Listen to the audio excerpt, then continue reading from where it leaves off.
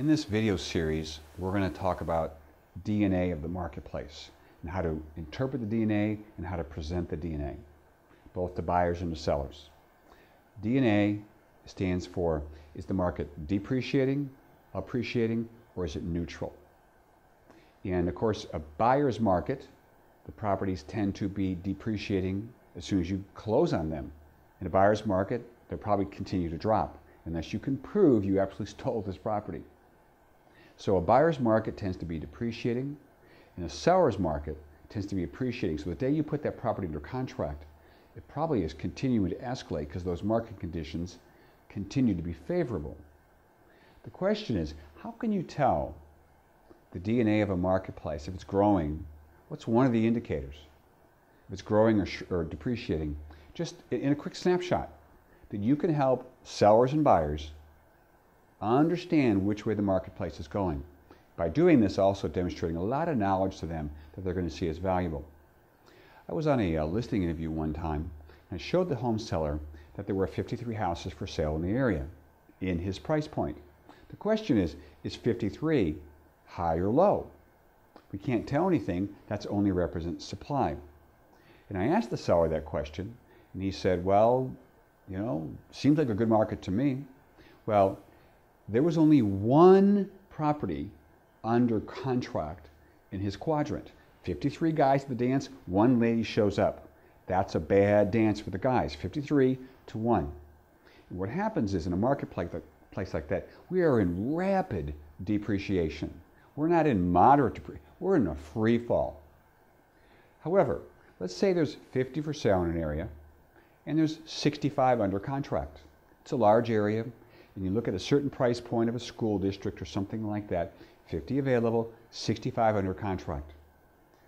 Are we depreciating any longer? Our supply was the same as our first story, just about the same number, but the demand, anything under contract, represents demand. I talked to realtors, said, well, supply is active and sold represents demand.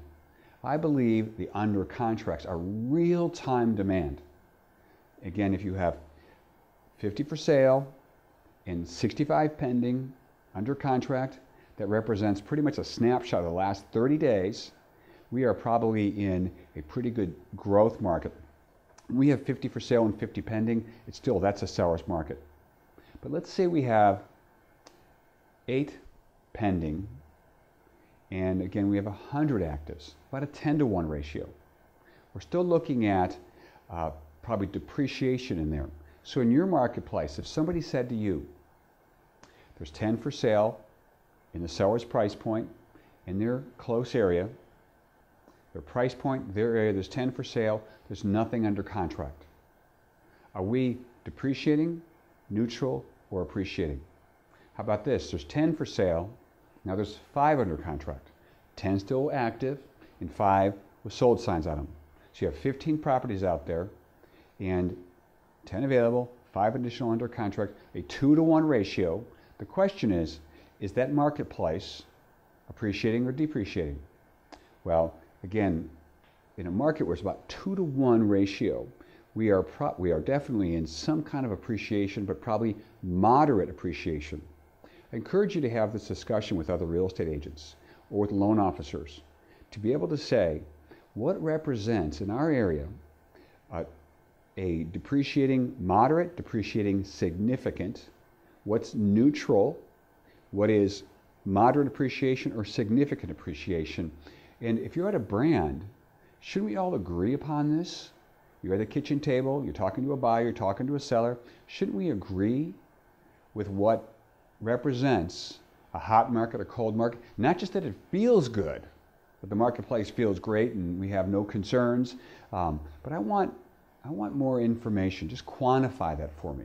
Give me a number, supply and demand, and then let me know if it's moderate appreciation, because after the economy we've been through, do you think it matters to people if their house appreciates? In the old days, the 80s and 90s and parts of the 2000s, we used to say, it doesn't really matter, because we always knew it would go up. I was meeting with some people today and showing them some condominium complexes in the St. Louis area.